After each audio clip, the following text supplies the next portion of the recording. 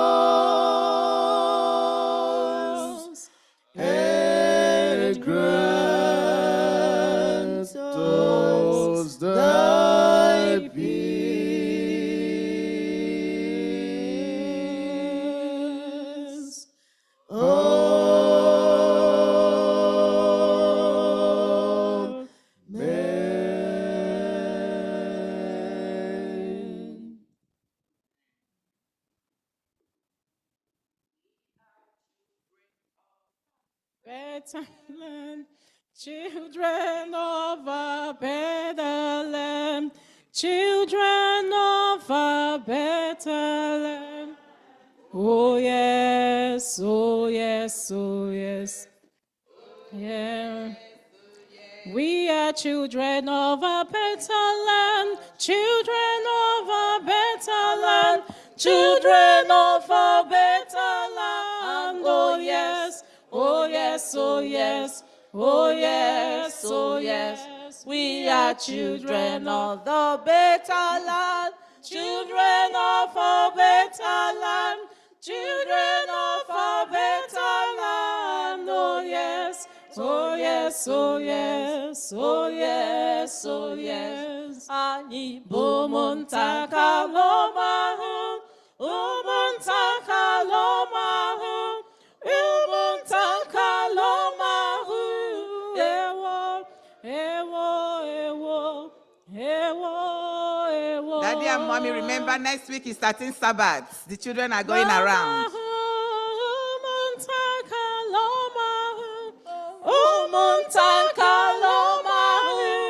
Ewo, ewo, ewo, ewo, ewo. We are children of a better land, children of a better land, children of a better land. Oh yes, oh yes, oh yes, oh yes, oh yes.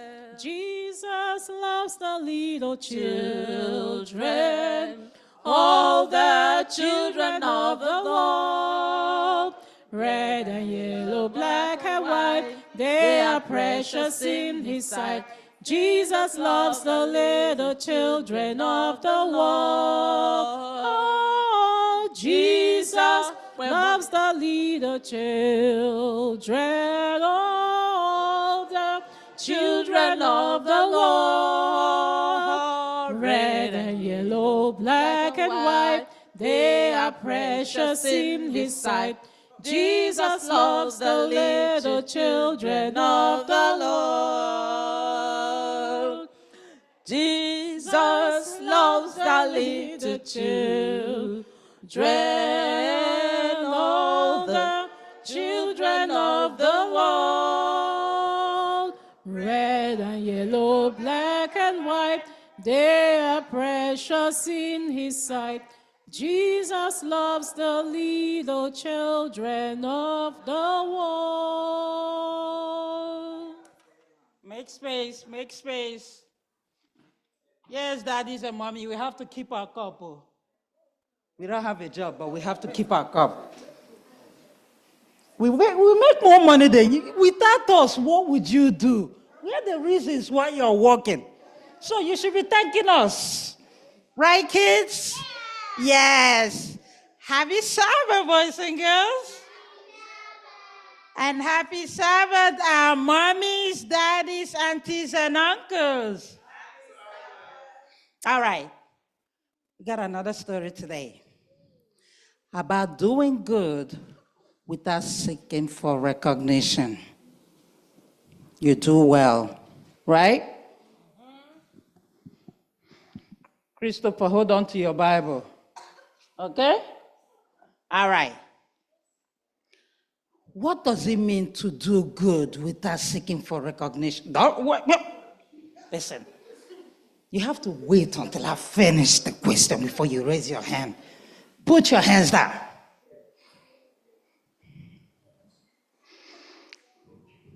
You know what? I'm going to pick. What does it mean to do good without seeking for recognition?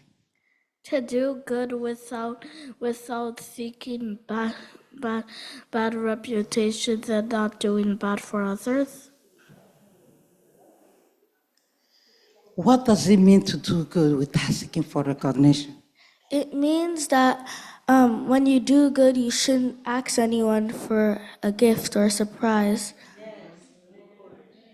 So that means if something falls on the floor and you go on and kicking it until you see mommy.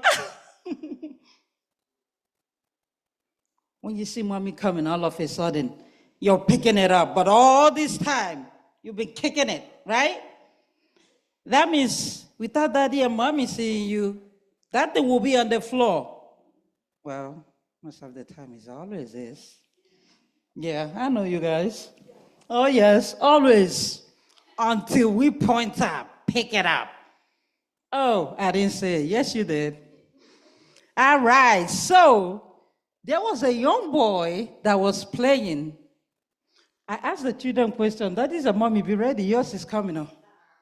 You say, you know I always have questions for you guys. Be ready. A young boy was playing in the swamp.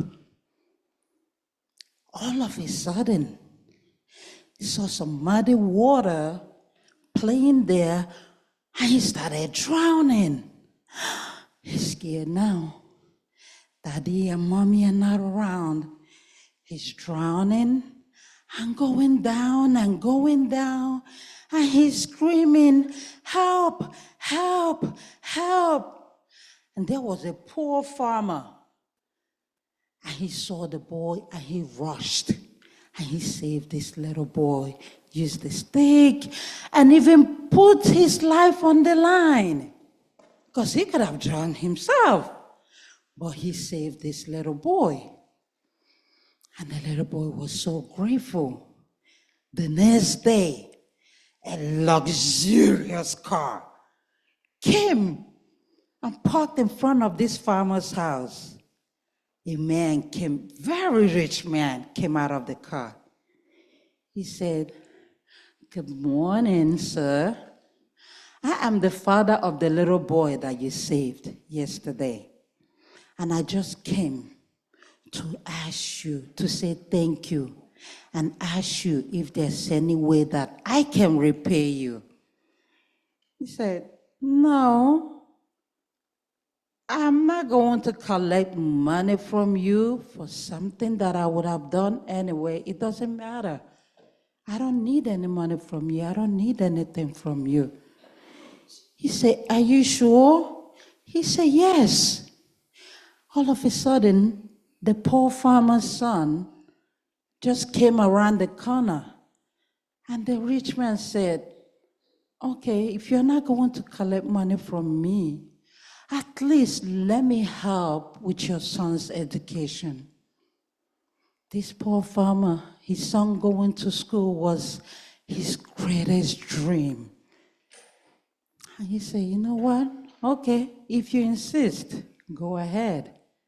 This rich man took the responsibility of putting this boy into school. He went to school, graduated, elementary, high school, but all the schools, and went to medical school. Yes, he became a big shot. And then he started doing a research, and he invented something. Now comes the question for daddies and mommy. This little boy's name is Alexander Fleming. What did he invent? Raise your hand. Raise your hand. Penicillin. Wow. Penicillin. What is penicillin? Do you know? You sure? It's a thing that's that is a thing that you can do. I think that you can do. All right, let's go to daddies and mommy. Another question. What is penicillin? We have a lot of nurses here. Antibiotic medication. No.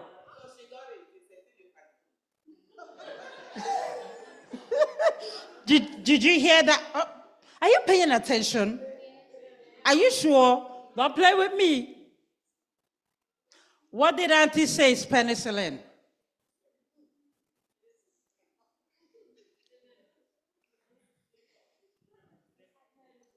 I said it's an antibiotic medication. Did you hear that? When they answer, you pay attention, because guess what? I'm going to come over to you and ask you for the answer. Now, what did she say? It's a type of medication. Yes, yes. An antibiotic medication. Okay, you're right. It's medication. Antibiotics. It's a kind of medication. Yes. That's what this young man invented. He discovered penicillin. And years down the line, guess who got sick? The little boy that the father saved years ago. Be ready, daddies and mommy. Another question is coming. The name of this young man, who was a boy then, that when he was saved, is Winston Churchill. Who is Winston Churchill? Raise your hand. I'm not seeing anybody's hand. Okay. I said raise your hand. You see, you guys are not following instruction. Raise your hand, daddies and mommy. Who? Okay. Yeah. Who's Winston Churchill? He was the former Prime Minister of Great Britain. There you go. Did you hear that? Did you hear that? Prime Minister of Great Britain. Did you hear that? What did she say? God. What did she say? I didn't. We'll stay in church for 5 hours today. Prime Minister of Great Britain.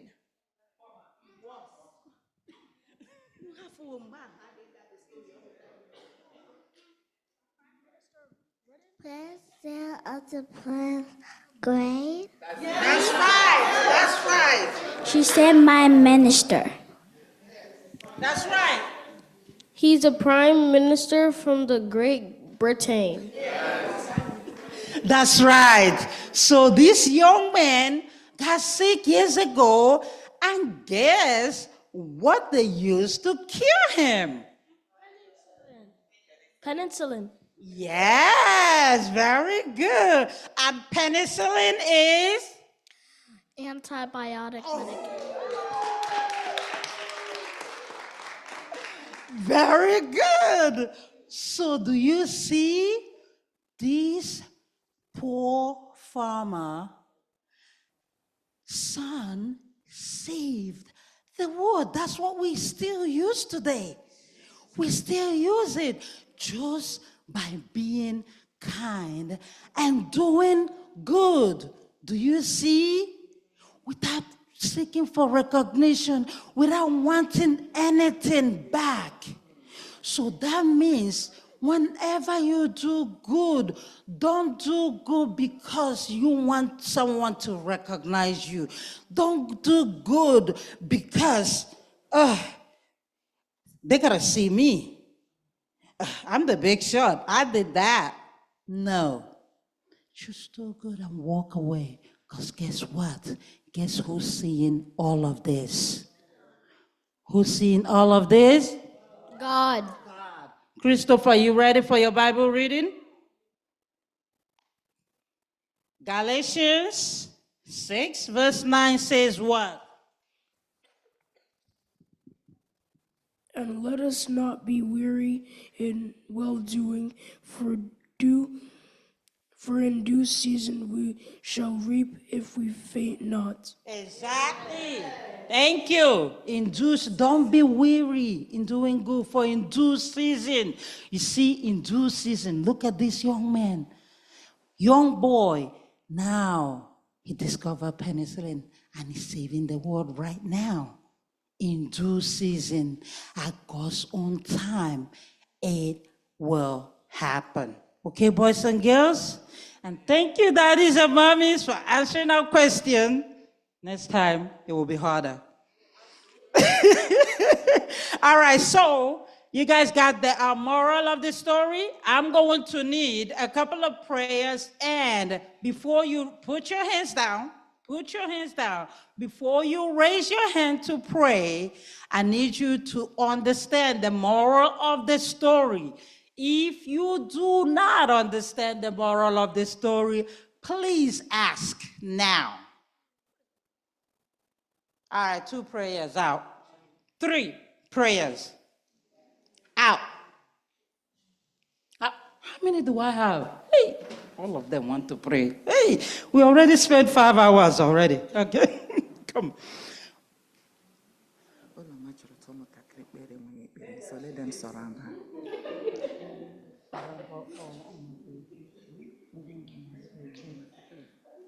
The children will surround her. Oh, okay. All right, so we're going to have a, come Mama. We're going to have something different today. We're going to do something different. Oma will be, hold on. Oma will be in the middle, and I need all the kids to stand up and surround Oma. Oma's birthday is, you guys already know. Come on. Surround Oma. And the people that are going to pray, who are the people that are praying for me today? Surround Oma. 1, 2, 3, 4. All right. Surround Oma.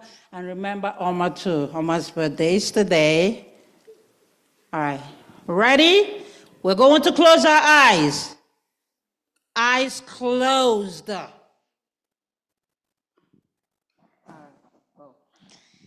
Thank you, Jesus. Thank you for this wonderful day you have given us.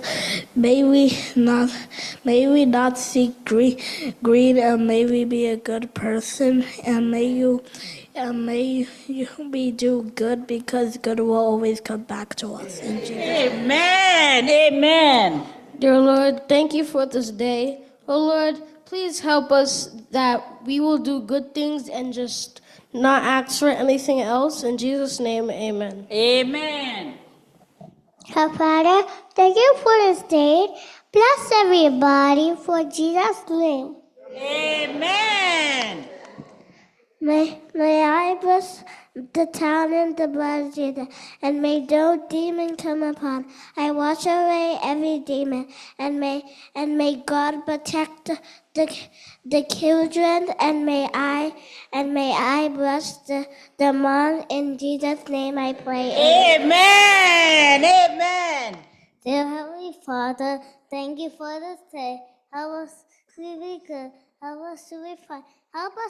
Help Oma's birthday to be good.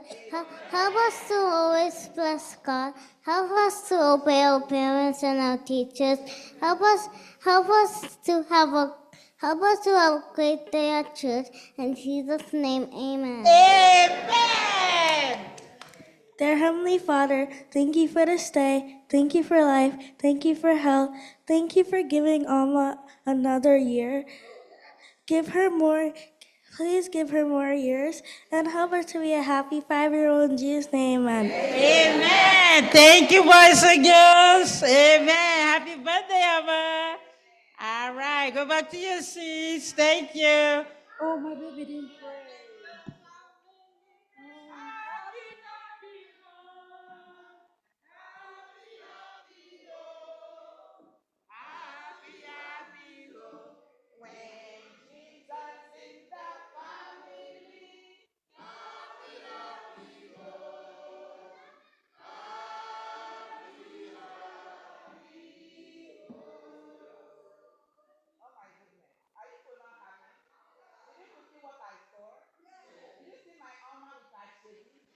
And who said when God is in the family, there is no happy home? Listen, I love this group.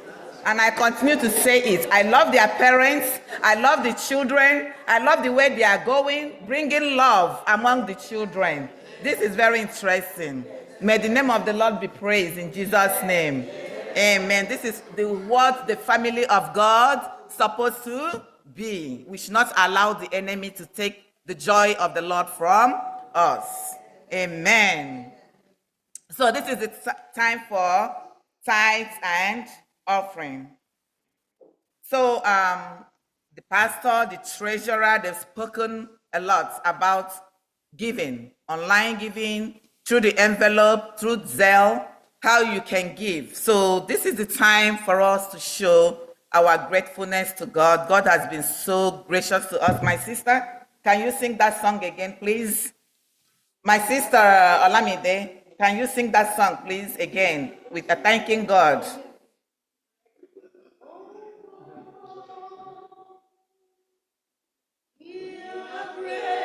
Fool. Oh Lord, for all you have done for us. We are grateful, oh Lord. Hallelujah. We are grateful, oh Lord. Hallelujah. We are grateful, oh Lord, for all you have done for us. We are grateful, oh Lord. I am grateful, Lord. I am grateful, oh Lord. I am grateful, oh Lord. Are you grateful? Amen. For all he has done for me. I am grateful, oh Lord. Can we show you that we are truly grateful by standing on our feet and raise up our hands and show him that we are grateful? I am grateful, oh Lord. I am grateful, oh Lord, for all you are doing in my life. I am grateful, oh Lord. As a church now, we are grateful. We are grateful, oh Lord. We are grateful, oh Lord, for all you are doing in our lives. We are grateful, oh Lord.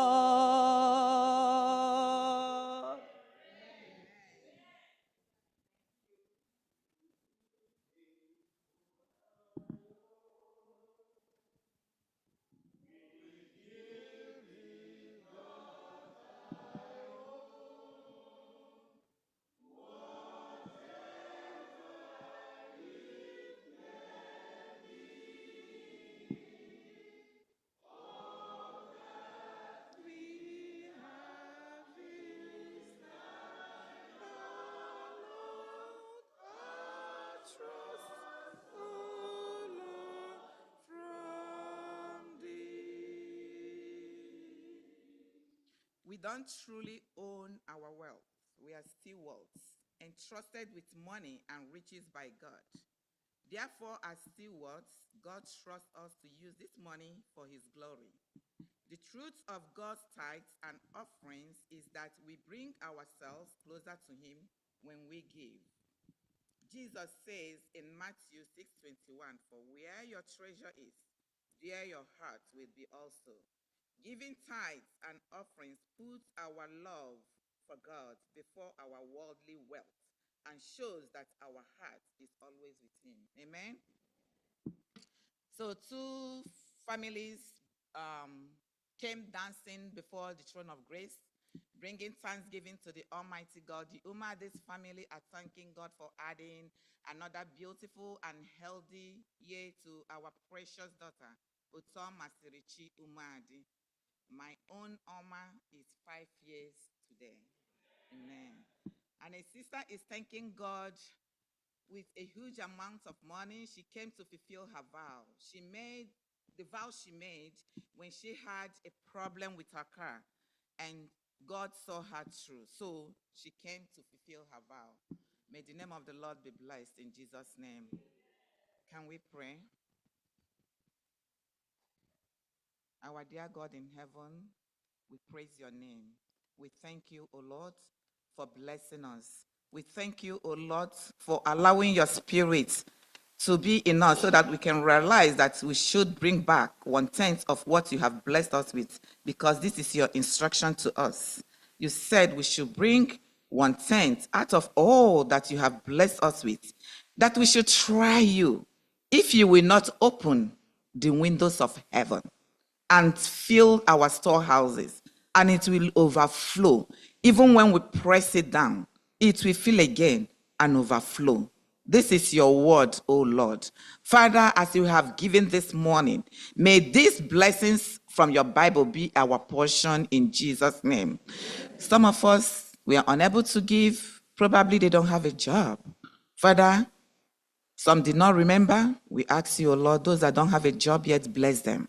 Because when you bless them, they will bring back to you. And Father, those of us that forgot to give, please help us to always remember that we should always give to the glory of your holy name. In Jesus' name we pray. Amen.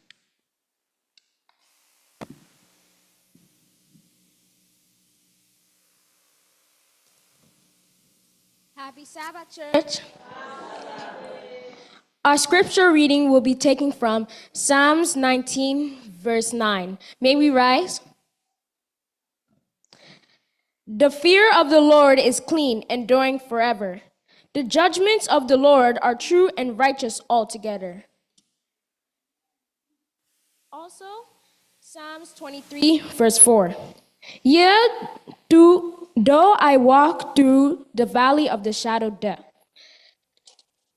I will fear no evil, for you are with me. You rod and your staff, they comfort me. Amen? Amen. You may sit.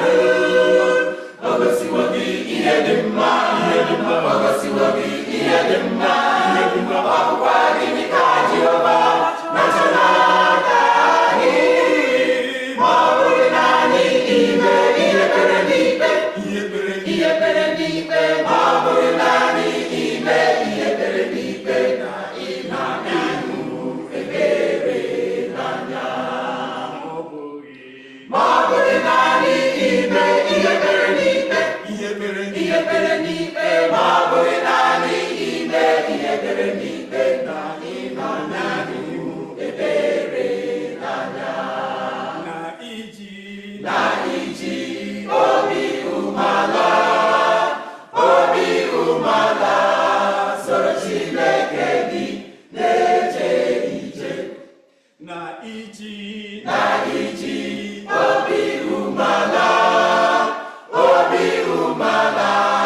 soro Chineke gị na-eje ije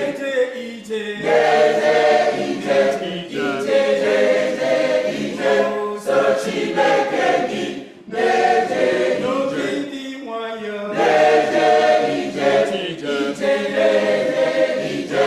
soro Chineke gị na-eje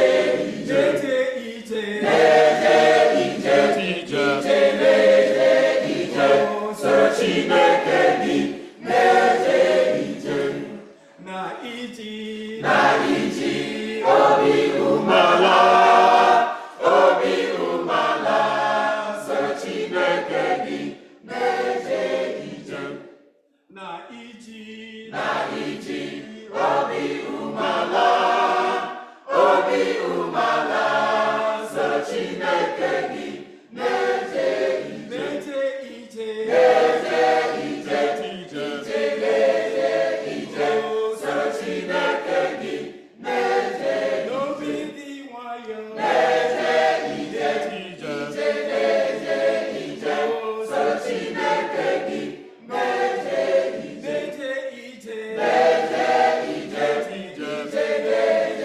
ije soro Chineke gị na-eje ije ịhụnanya na-eje ije soro Chineke gị na-eje ije.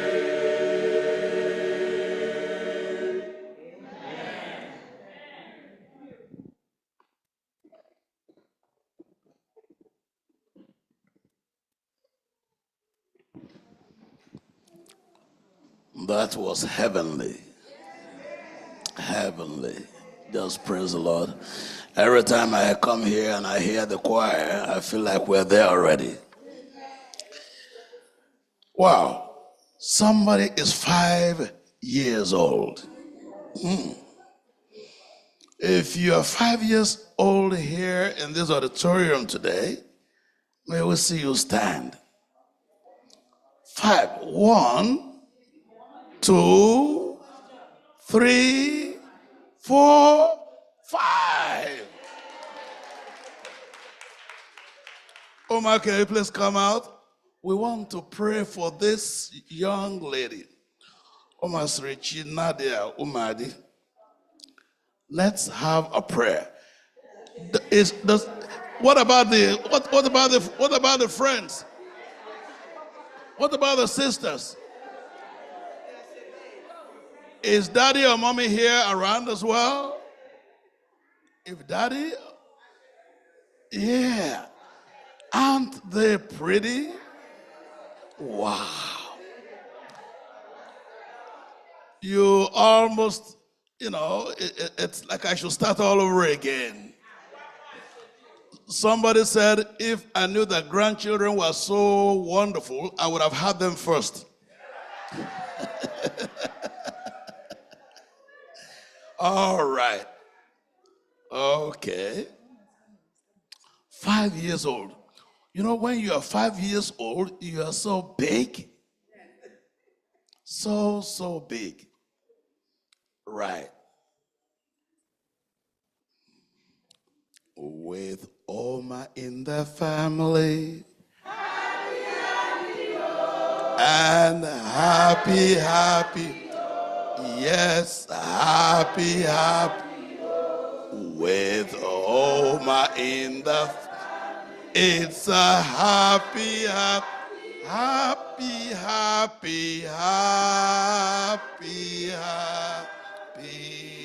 Oh. So how old are you? 5. 5. How old are you? 5.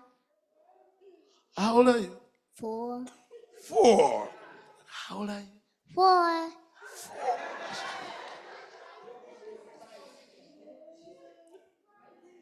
We had a little conversation with my granddaughter. She was 3. And somebody asked her in church, how old are you? And she said 5. And grandma looked at her and said, you're not 5, you're 3. He says, Grandma, at home, I'm 3. In church, I am 5. That is birthday celebration by faith. We're thankful for the young ones because this is actually the future of the church beginning today. So let's hold hands together, all 5. Hold hands together. Okay, now you're going to hold her hand. It's going to be a circle. Aha. Wow, somebody should be taking these photos. You know, it's just beautiful. Thank you.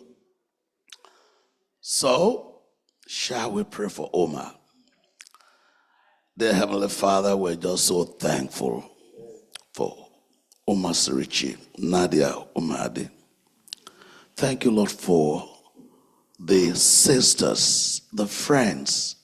Thank you for Daddy, for Mommy. Thank you, Lord, for every member of the church that loves her so much.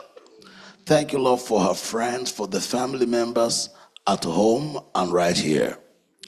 We're so thankful, Lord, because for 9 months she gestated, and then 1st, 2nd, 3rd, 4th, and now 5th birthday. We ask, dear Father, that, like it was said of Jesus, that she will increase in wisdom and in stature and in favor with God and with fellow men. Lord, we pray that the future of these children will be so dazzling bright, the enemy will not be able to look at it. We pray, Lord, that you watch their footsteps, that they will walk in the path of righteousness for your name's sake. And we ask, Father, that when you will come again, these ones, their parents, and even should you tarry, their own children's children down the generation will find favor, will grow up in grace, will love you, will serve you. And that at the end of all time, we will all go home together. With thanksgiving, we'll celebrate again another birthday in Jesus' name. Amen.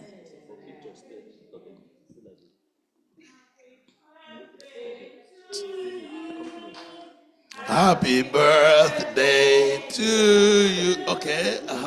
Look at birthday. Happy birthday. Okay.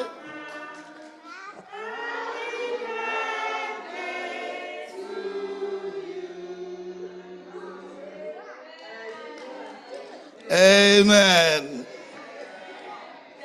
All right. Amen.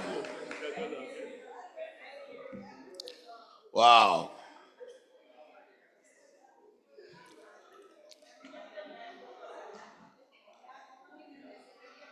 I understand that it's not good to be jealous. I'm almost jealous.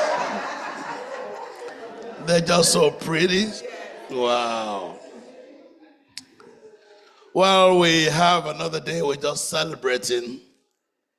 We're celebrating life. We're celebrating especially what we have in Jesus. We're going to spend the next few moments together. Our topic, God's inspiration, God's word today say, fear God, but fear no evil.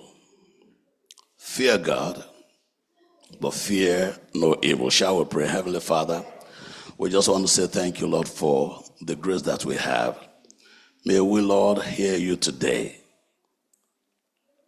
and be healed of all fears. Thank you, Father, in Jesus. Amen.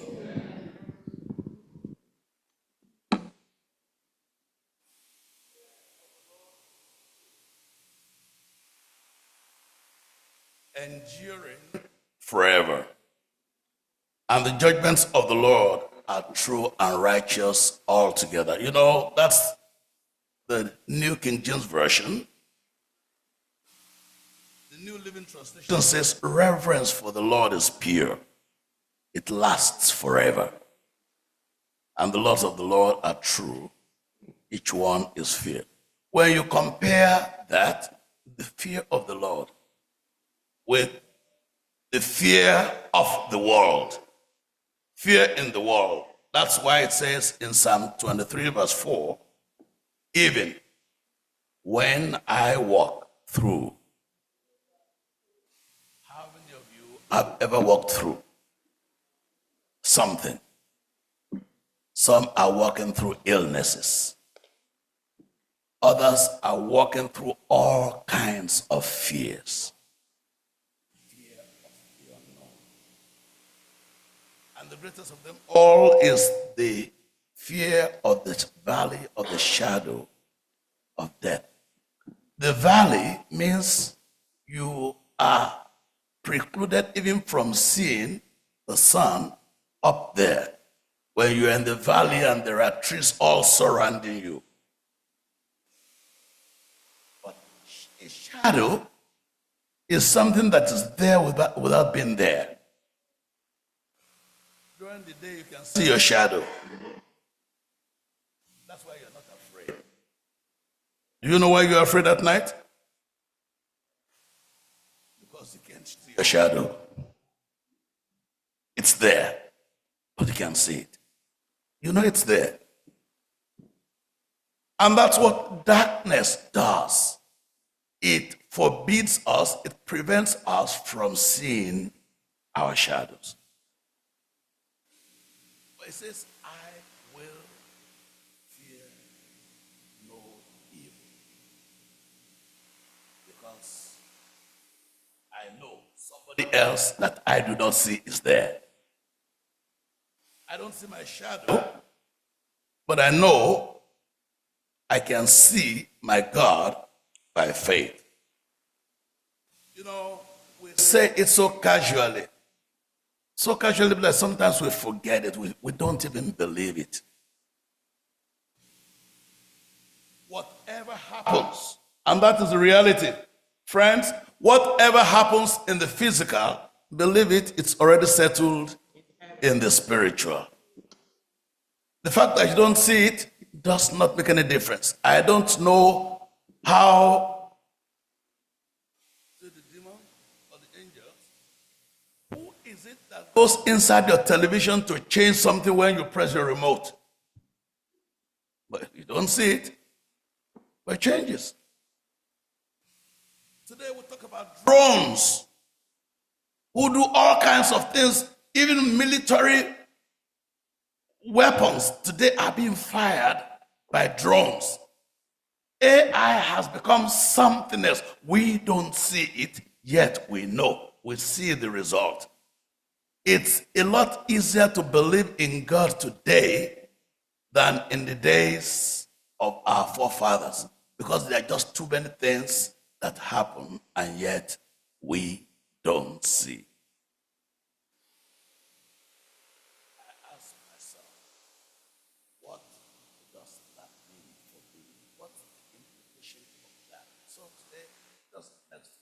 We want to work together. That's the way. God is a master plan. In fact, He is the master plan. The fact that something has been foretold does not mean it is predetermined. When you see those who are doctors, they look at an X-ray, they look at a scan, and they suddenly say, you know, this patient, that's the name they give to us when we go to the hospital, you know, they take off the James and then they put patient. Why do they do that? Because you are at their mercy. You have to be patient. And they look at the scan and they said, this fellow has, no, he doesn't have more than 6 weeks.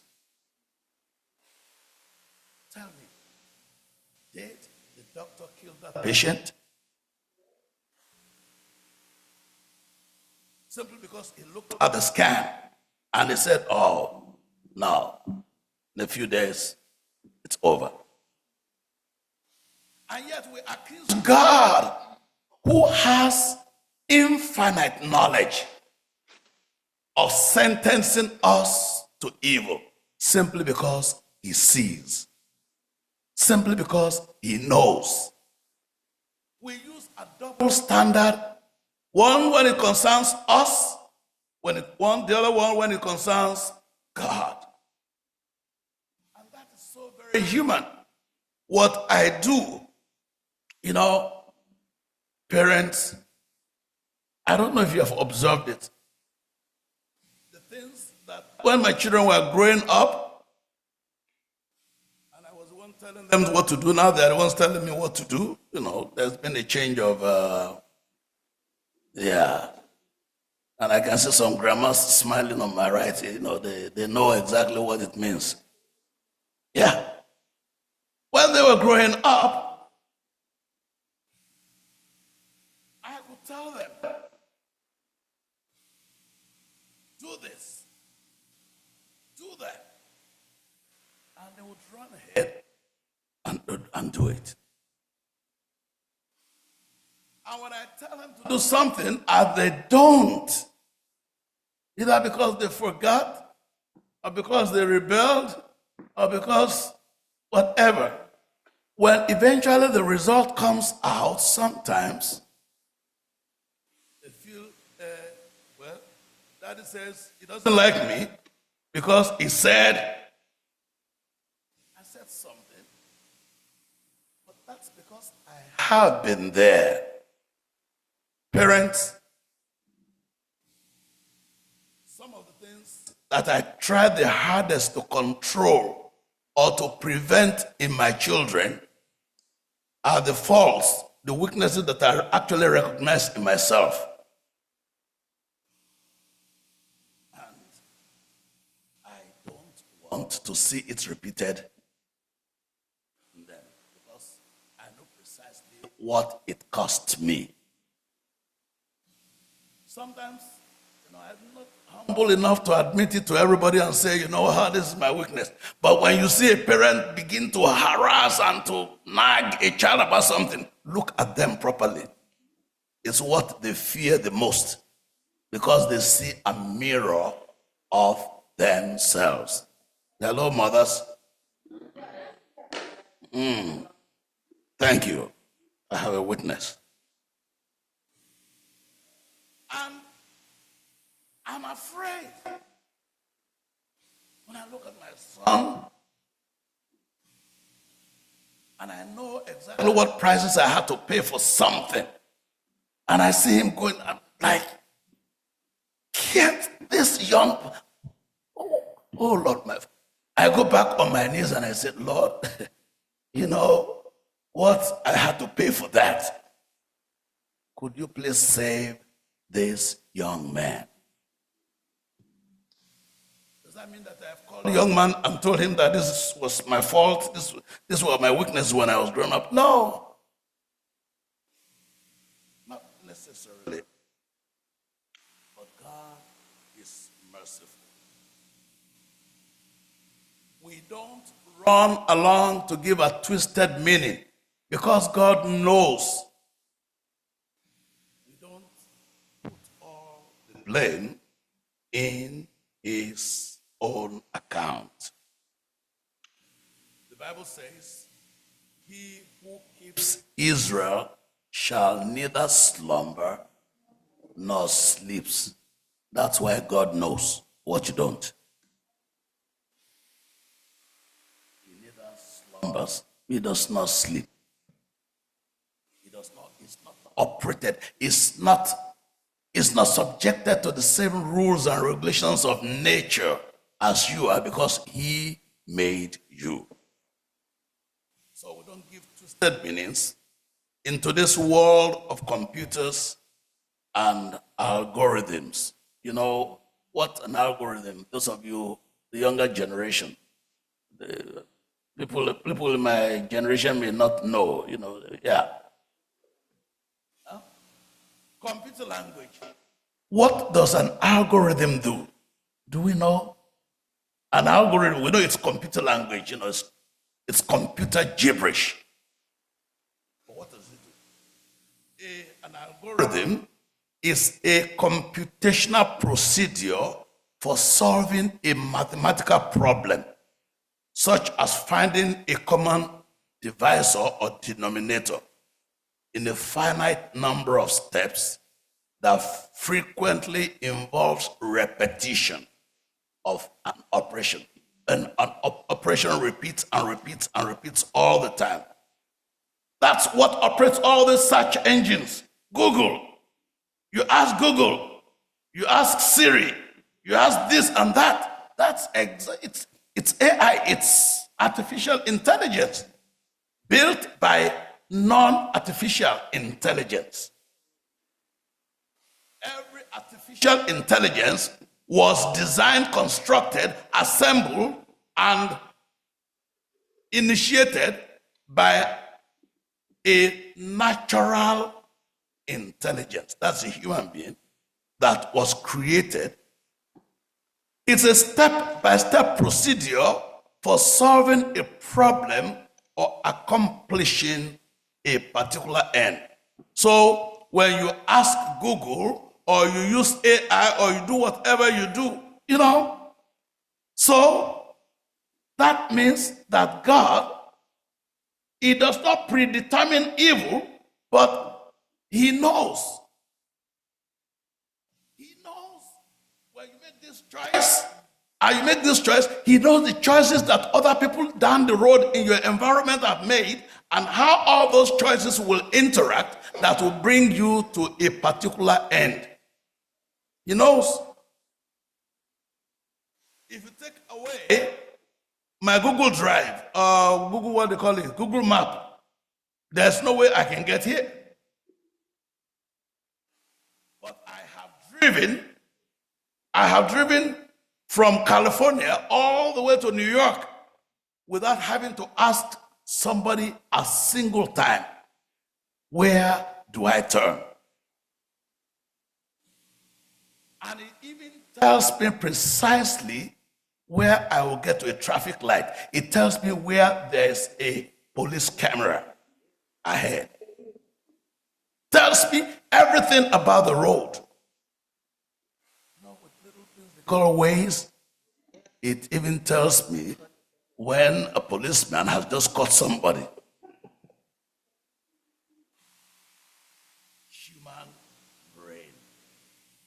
Human brain. And there's nobody in the 21st century that has an excuse if you go to hell, if you don't believe in God. Because if the human brain that we have, and the people that invented that, he has an accident today, he dies. He knows nothing after that. They drop him in the grave. He is gone. And yet, what he devised, what he invented, does what? Goes on forever. I mean, how do we ever get to the point of madness? The fool has said in his heart that there's no God. You need to be really foolish. You need to be a foolish donkey. I don't know. That's why no human being today, when you look at yourself in the mirror, it does not matter what you see. You have to know that you are the result of a divine intelligence that was manufactured for a purpose. Even if you don't agree with that purpose or you don't like that purpose. The fact that a boy gets up, right now he has a degree from Harvard, he has a whole tower in New York City, Manhattan or somewhere else, and then he looks at his father, because his father is from the village, and says, no, this can't be my father. I'm too sophisticated for that. Does that change the force of genetics? No. It doesn't change anything. It changes the relationship between them? Yeah, sure. changes relationship between father and mother, between daughter and mother. But it does not change the fact of genetics. You are who you are, like it or leave it. You are who you are. And it does not matter how bad the situation that you're in, you need to know that you are in there for a purpose. So when Romans 8:28 says, all things work together for good, for they that love the Lord. If you are not seeing the good, it's the good you should be looking at. You should not be questioning why you are there. You should be searching for the good. Look for the solutions. Don't fight the problem. Fighting the problem is a waste of time. Looking for the solution, yes, that's what brings you relief from your situation. Don't fight people. And so, when you find your situation in life, has it ever occurred to you, at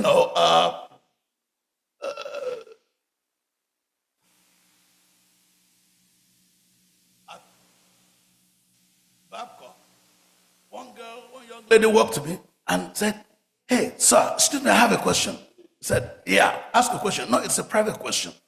And I said, yeah, sure. So I came aside and asked, what's your question? He says, my mommy told me that you would have been my daddy. That, the girl that went out together before I got married, my mommy told me you have been my daddy. I looked at the young lady, I said, no, your mom is not right. Oh, but you were together? Yeah, that's right. We were together, but there was no way I could have been your daddy, because if your mommy and I came together, it would have been somebody else. God made you as a special gift for your dad and mom. I come again. God made each child, each individual, as a special gift for the parent, because that's why the children of the elder brother and the younger sister can never be the same. As a matter of fact, that's why there's a firstborn, a secondborn. It's not just genetics, but it's also genetics and time. That's why the firstborn, the secondborn, the lastborn, they are different from one another. Each one was made maybe from the same stock, but at different times for a purpose. Has it ever occurred to you that you could have been white? Yeah. But there's no way you could have been white, because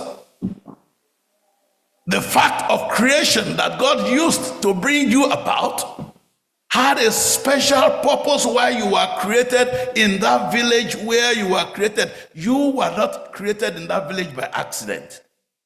That's why nobody should be apologetic from for where they came from. No. Who you are is a signature that God signed off on. And that's when he says, I know the plans that I have for you. God is not bluffing. He knows, even when you don't.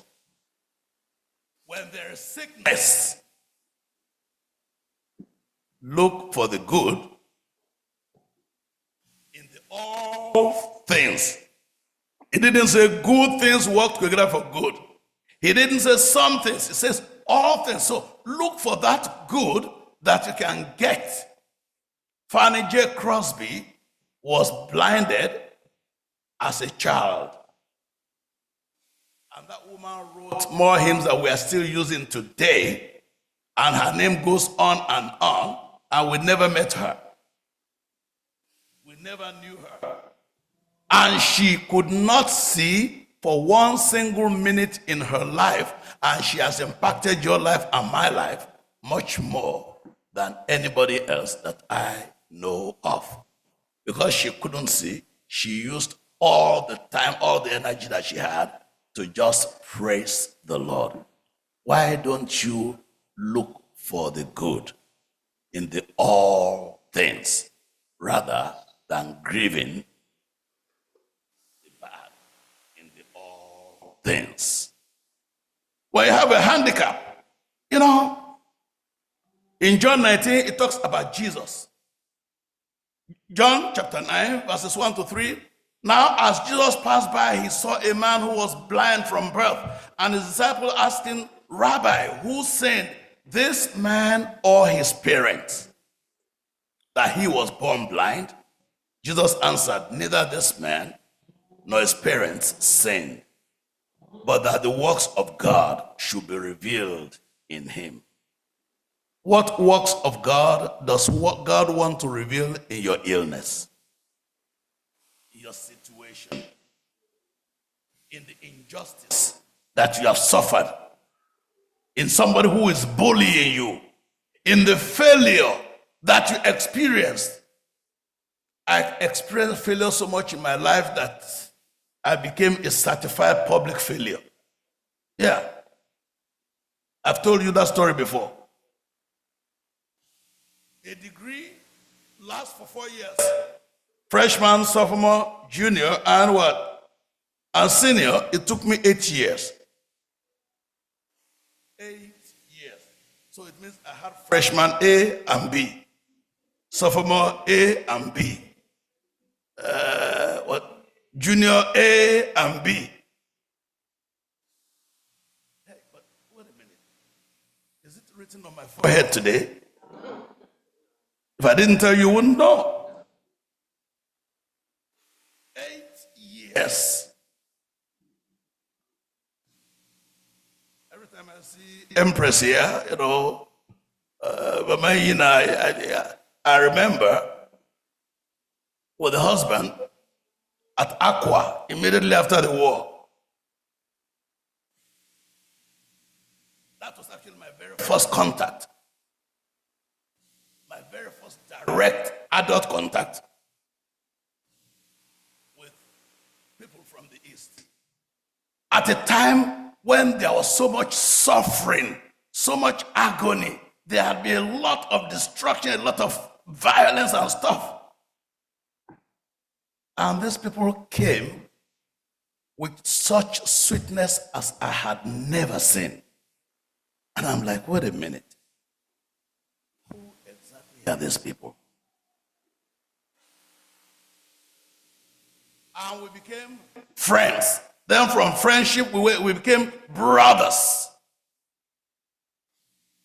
And somehow, in the all things, we were able to see what? Good. In the all things. And that good has lasted from 71 to now, what? 54 years. 54 years. All things. When disaster lands and disaster strikes, that's why this morning it says, fear God. Fear no evil. Because there is no fear in love. Perfect love casts out all fear. 1 John 4:18. When you have, 2 Timothy chapter 1, verses 6 and 7, it says, therefore I remind you to stir up the gift of God which is in you. You have the gift of God in you, regardless of what you are going through, but it is possible that that gift of God may be dormant. It is dormant, not useful for anybody, not even useful for the carrier. It says to Timothy, you have to stir up the gift of God which is in you. Because God has not given us a spirit of fear and of power, but of power and of love and of a sound mind. There is so much in the world that we are living in today that can actually cause people to fear. So much. There are 3 realms of fear. Fear of the past. Some of us, when we remember exactly what we have gone through in the past, we begin to shiver and we think that the future is not possible. The future is already compromised. Why? Because of the past.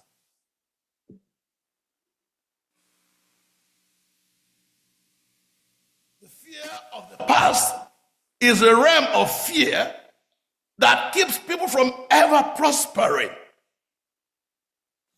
They have failed so much.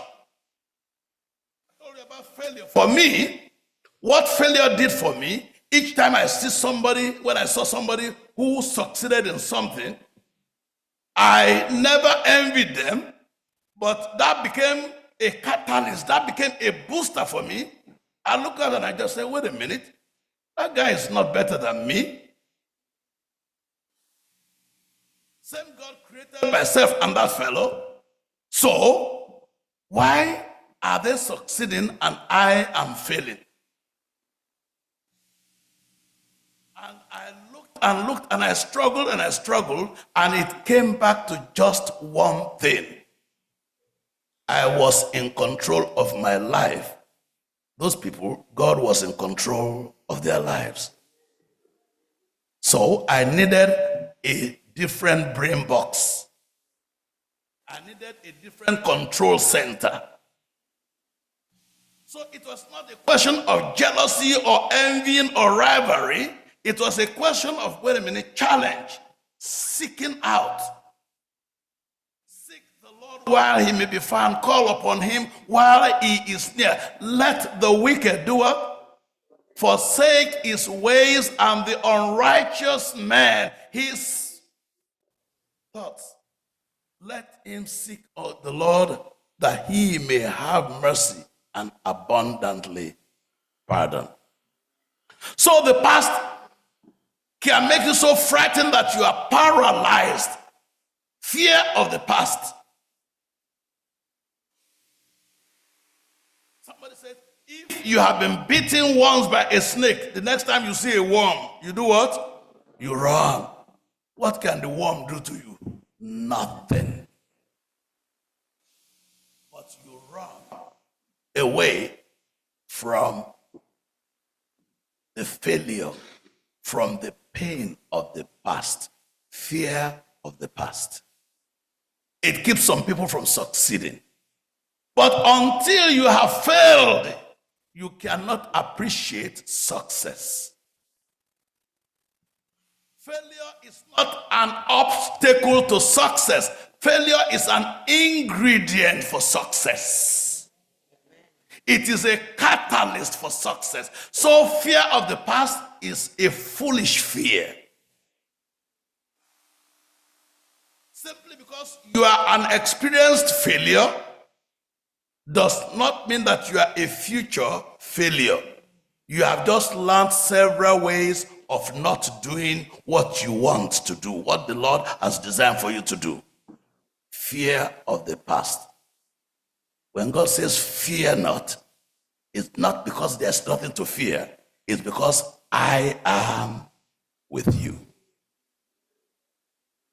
God is not denying the fact that there are dangers out there, that there are difficulties out there, that there are problems out there, that there are enemies out there. No. If you get to the point in your life where you think there are no enemies, there is no obstacle, then you must also be another specimen of a fool.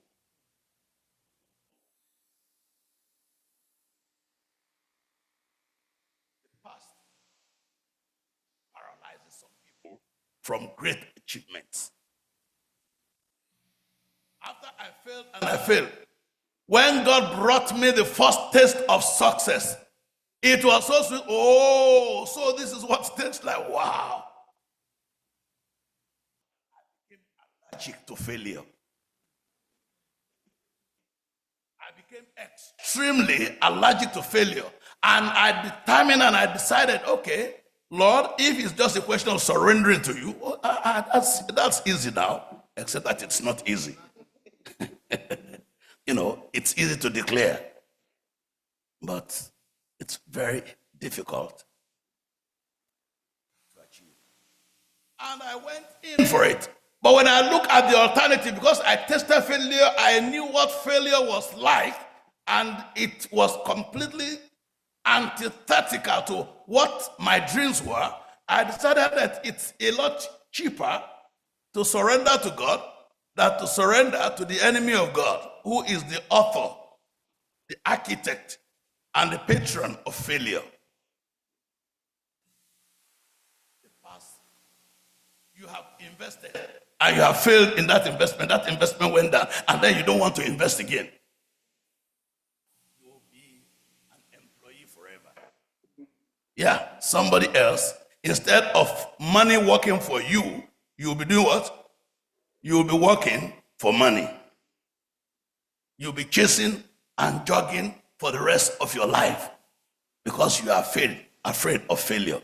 Those who are not afraid of failure and who invested, when their investment comes back and they invest it, then you will be the one now. They will tell you, go there. Yes, sir. Go there. Yes, ma'am. Because your failure has paralyzed you. You cannot think again. The second realm of failure, of fear, is the fear of the present. Maybe your past has been very good. Some people came from very wealthy family backgrounds. Some people have done well in the past. They have degrees and everything. Have you not seen people with PhDs who work in Walmart or Costco? Yeah. But not everybody who works in a Costco with a PhD is paralyzed by fear. Some of them, it may be a springboard for the future. After I got my PhD from France, I was completely broke. I had no money for anything. I took that PhD certificate, I put it at the bottom of my box in London, and I went out to the hospital for sick children, Great Ormond Street. And there, I became a dishwasher. Yeah, I'm not ashamed of it. I worked as a dishwasher. I went to, what do you call it now? Security, Group 4 security.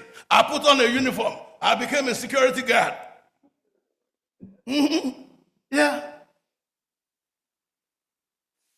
One day, the supervisor at Great Ormond Street, the catering supervisor, because I was doing dishes, the guy looked, he called us together. He was celebrating. He got his HND. He got his HND, Higher National Diploma from the Polytechnic. And then he called everybody together and he says, you see, when you guys can think, when you can reason, and you can become like me, then you'll be able to succeed in life. I looked at him and laughed.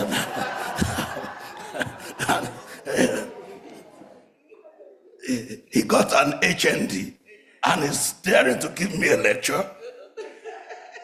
I didn't know what I had at the bottom of my, But I knew why I was there. I knew.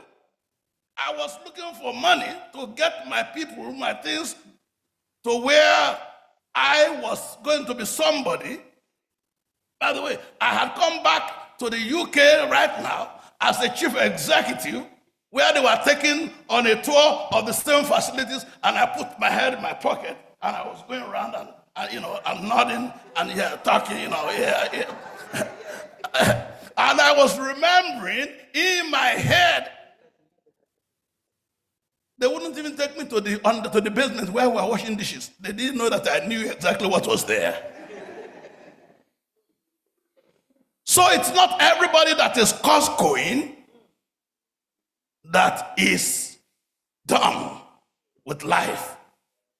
What you are doing right now is that all things work together for good. You need to search for that which is good in the situation that you are in right now, because you are a child of God. It's not the situation that you are in that is the problem. It's who is with you in there or who is not with you. That is your real problem. I will fear no evil. Why? For thou art with me. Stop fearing the situation that you are in. The fear of the present, what you're going through. I have tried this, I have tried that, my immigration situation, blah, blah, blah, blah. Hey, Elon Musk that is harassing everybody right now, for a time he was a student here in this country. He wasn't born here. No. He wasn't born here. Came from South Africa. Right now, when he tells people who are born here to jump, they will just say, how high? Tells them go right, they will go right. And then, why? You have to know exactly who is with you in the situation. Don't worry about the situation that you are in, but who is in there with you. I will fear no evil, simply because when you read that verse, the problem is that a lot of times we read that out with me and we stop. We forget that it says what? The next verse. Your rod and your staff, they harass me, they block me, they persecute me. When you feel the rod or the staff, it's a comfort, it's a guide, it's a direction. It's not the time to rebel. It's not the time to grumble, to complain. It's not the time to regret. No. Because if you regret just before your point of celebration, you lose the celebration. Fear of the present. That's the second verse. Finally, of course you can guess. We have dealt with fear of the past. We have dealt with fear of the present. Fear of what? Fear of the future. Because people don't know, the future is unknown. But we say it all the time. You have no future, no fear for the future, except as you will forget how God has led in your past history. You are a Seventh-day Adventist and you have a fear of the future. You are not an Adventist. You're a bad Adventist. Or you come in and you're just looking so draft, so as if the burden of the whole world is on you. Those ones are sad Adventists. So which one are you? Adventist? Sad Adventist? There are some, they're at war with everybody in the whole church. They're at war, they are always fighting everybody, Those ones are mad Adventists. They are mad at everybody.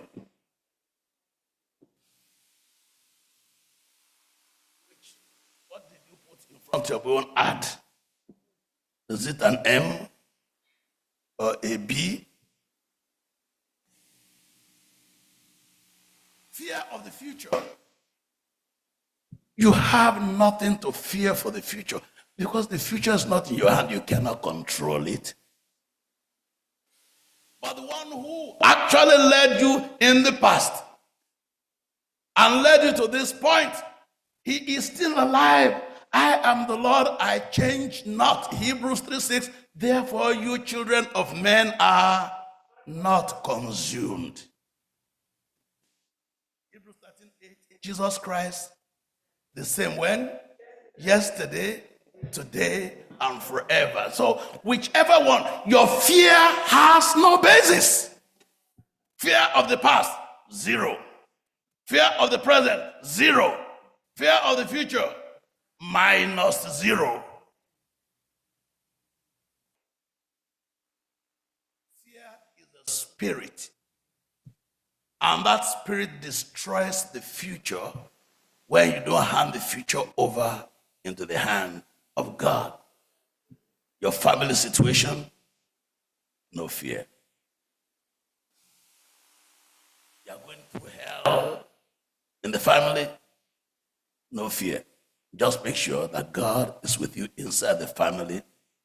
He that brought you to it will bring you through it.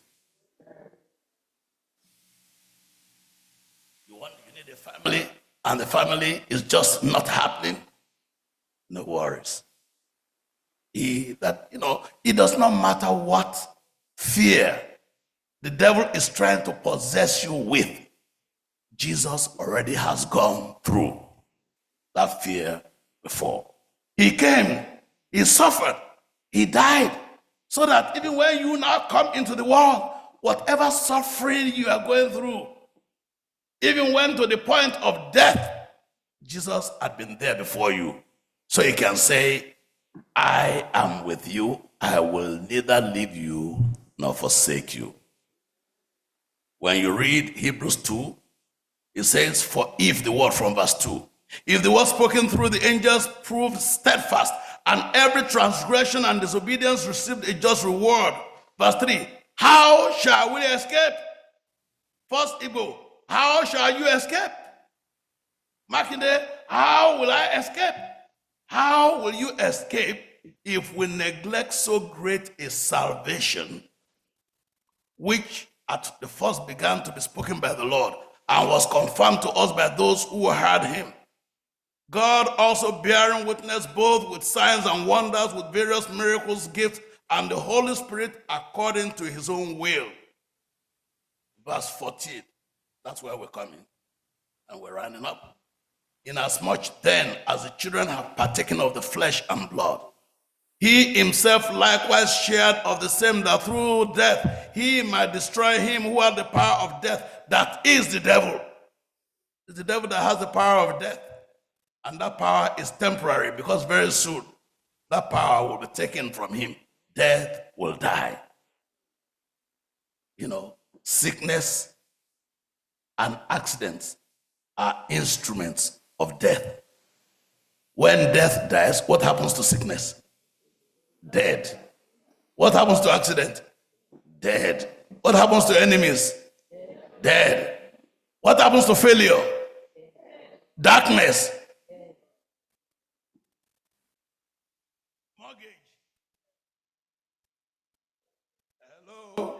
He says, I'm going to prepare a place for you. And if I go to prepare a place for... So even mortgage, dead.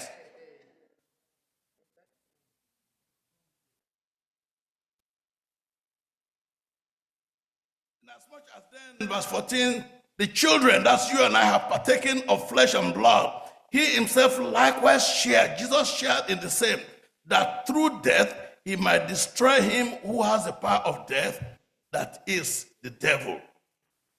This is the good news. Why Psalm 23, you will have no fear of evil. He says, and verse 15, release those who through the fear of death were all their lifetime subject to bondage.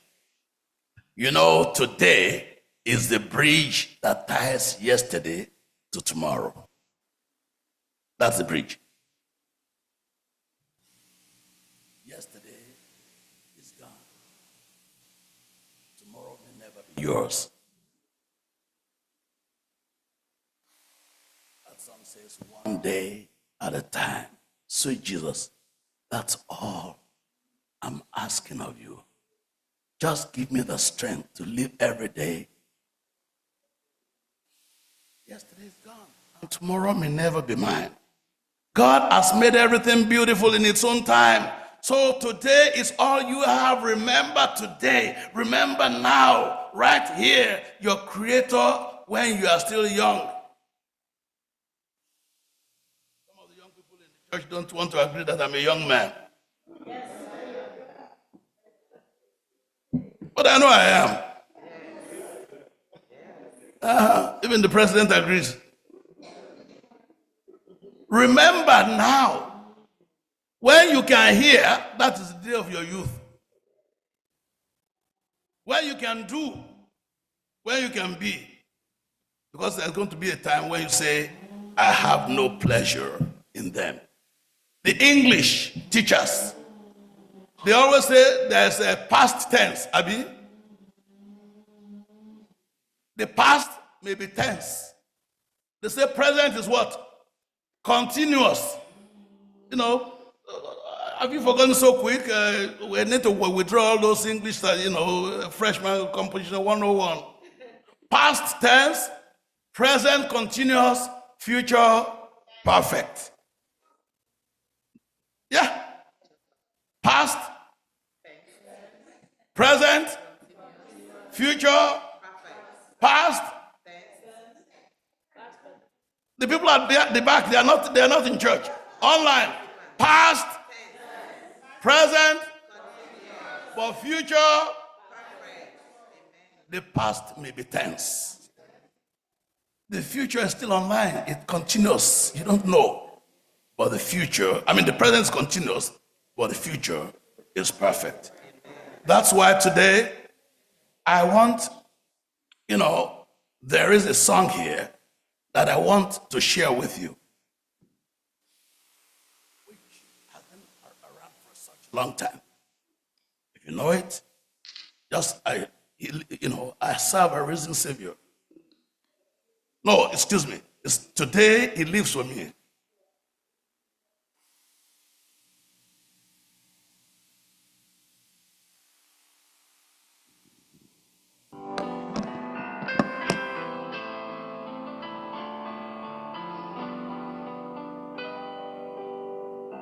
Yesterday He died for me. Yesterday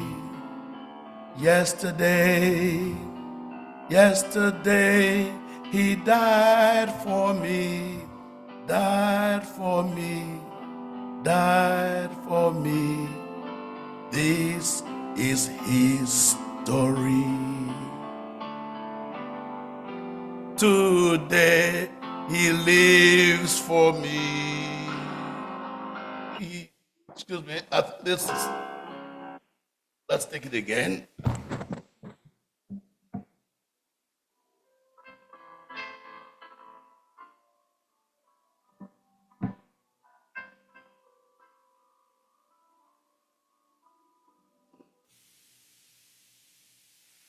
Yesterday He died for me. Yesterday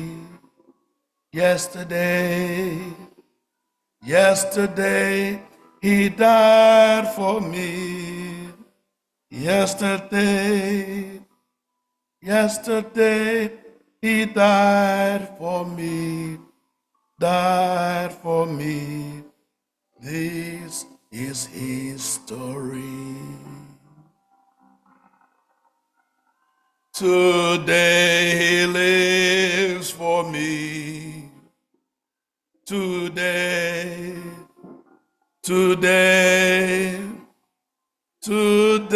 He lives for me.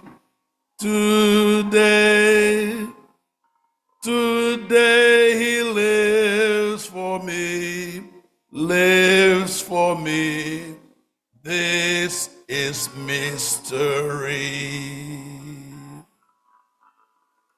Tomorrow He comes for me.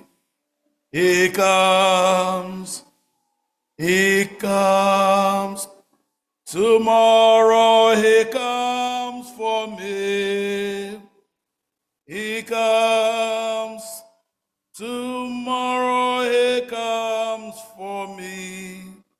Comes for me. This is victory. Oh friend, do you love Him? Love Him. Love Him. Oh friend, do you love Him? Love Him. Oh friend, do you love Him? Do you love Him? Jesus Christ, my Lord.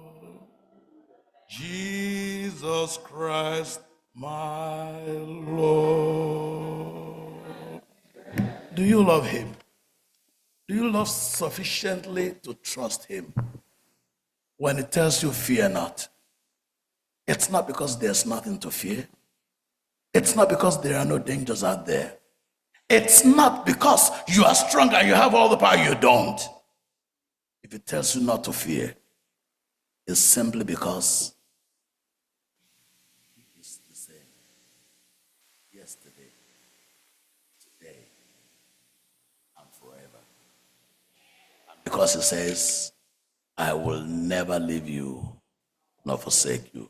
Amen.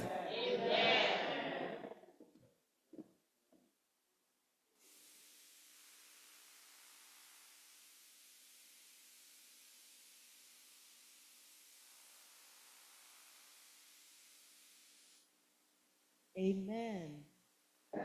Amen. With these words of assurance in our hearts, shall we all rise as we bring the service to a close by singing from SDA 46. I know it's not that known to us, but we're going to learn because it's in our hymnal. Okay.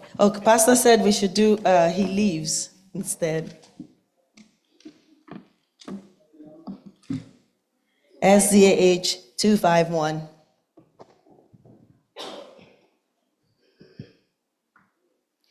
You ask me how I know He lives. He lives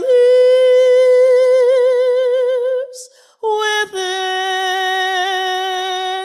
my heart. I serve a risen Savior, He's in the world today. I know that He is living, whatever men may say. I see His hands of mercy, I hear His voice of cheer. And just the time I need Him is always there. He lives, Christ Jesus lives today. He walks with me and talks with me along life's narrow way. He lives, salvation to impart. You ask me how I know He lives. He lives within my heart. In all the world around me, I see His love and care. And though my heart grows weary, I never will despair. I know that He is with me through all the stormy blast. The day of His appearing will come at last. He lives, Christ Jesus lives today. He walks with me and talks with me along life's narrow way. He lives, salvation to impart. You ask me how I know He lives. He lives within my heart. Rejoice, rejoice, O Christian, lift up your voice and sing. Eternal hallelujah to Jesus Christ the King, the hope of all who seek Him, the help of all who find. No other is so loving, so good and kind. He lives, Christ Jesus lives today. He walks with me and talks with me along life's narrow way. Oh, He lives, salvation to impart. You ask me how I know He lives. He lives within my heart. He lives, Christ Jesus lives today. He walks with me and talks with me along life's narrow way. Oh, He lives, salvation to impart. You ask me how I know He lives. He lives within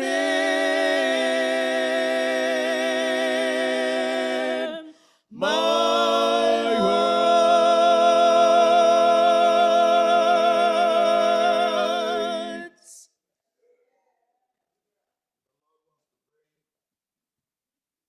a word of comfort to somebody today in this benediction. Whatever you are going through, whatever fears are surrounding and subjugating you, have no powers over you. You know, when you read the book of Job, it talks about God's testimony about Job being a righteous man beyond every other person. But one thing that you need to know, and I want you to keep this in your heart as you go today, that is one thought that God said I should not. When you read Job chapter 3, verses 24 to 26, it says, "For my sign comes to me before I eat." This is Job, the man with God's own testimony. "And my groanings pour out like water." Verse 25, "For the thing I greatly feared has come upon me, and what I dreaded has happened to me. I am not at ease, nor am I quiet. I have no rest, for trouble comes." Job, as righteous, as good as he is to be able to elicit the testimony of God, was afraid for his children, afraid for his wealth, afraid for his health. And the devil attacked him on all points, which means what is in your heart is what the enemy seeks to attack you with. Let us borrow for today's benediction from the man who has been there. "Therefore, everyone under the sound of my voice today, from the words of David, the psalmist of Israel, Psalm 56, verse 3, he says, "Whenever I am afraid, I will trust you." I pray that you will give your fears to the Lord in the name of Jesus. In Psalm 21, verse 7, it says, "The Lord is my light and my salvation. Whom shall I fear? The Lord is the strength of my life. Of whom shall I be afraid?" May the light of your salvation never grow dim in the name of Jesus. As you go through the storms of life, may you look beside you and know God is with you. Psalm 118:6, it says, "The Lord is on my side." May you always remember that the Lord is on your side. But may you never also leave the Lord's side, because then nobody can do anything to you. And so even as you go forth today from this place, may you never depart from the presence of the Lord. May the Lord keep you. Even when you walk through the valley of the shadow of death, because you have the fear of God, the fear of death will never have power over you. Nothing that you go forth shall be able to conquer you. The Lord has commanded you, go forth, be strong and of good courage. Every inch of soil that your foot shall tread upon, you shall possess. Receive power over illness, power over accidents, power over sorrows, over fears that you know and those that you don't.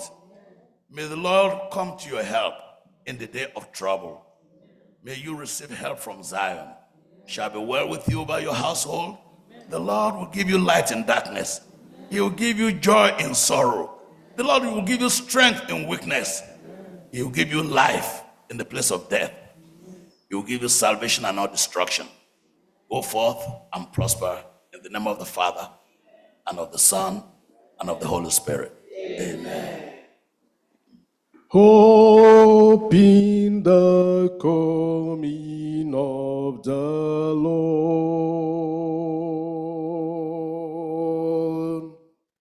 We have this hope that burns within our hearts. Hope in the coming of the Lord. We have this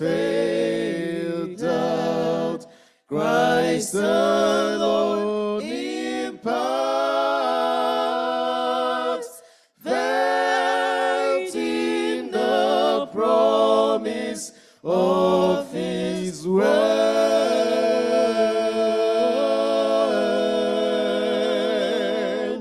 We believe the time is here when the nations far and near shall awake and shout and sing, Hallelujah, Christ is King.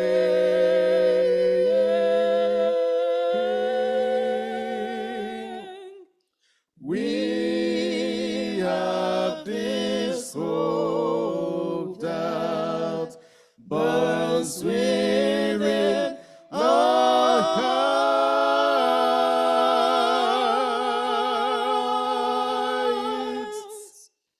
hope in the coming of the Lord.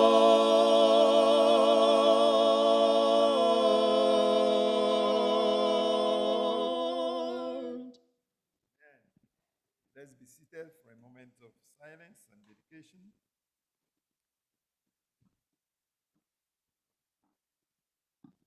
Have one-on-one discussion with the Lord now. Thank Him for granting you the opportunity of being here today, of hearing these precious words today. Have no fear. Fear no evil. Trust in the Lord. Let His rod and staff comfort you. So, Father, we thank you today that we can come to tabernacle with you. We thank you that we can receive these precious words today. Lord, we pray that as we leave here, may we forget the past, how tense the past has been. Let us remember that you are with us, even in the present situation, as we look forward to perfect everything in the future. So, Lord, bless us today in the name of the Father, Son, and the Holy Spirit. In Jesus' name I pray.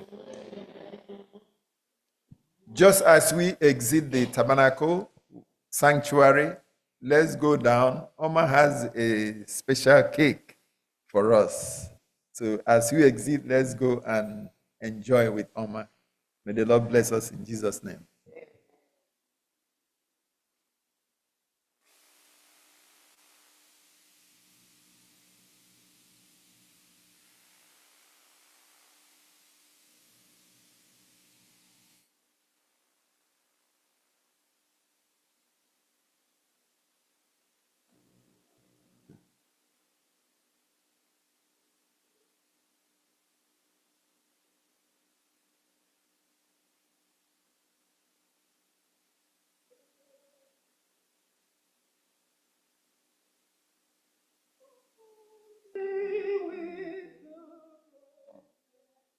Of my righteousness, in us,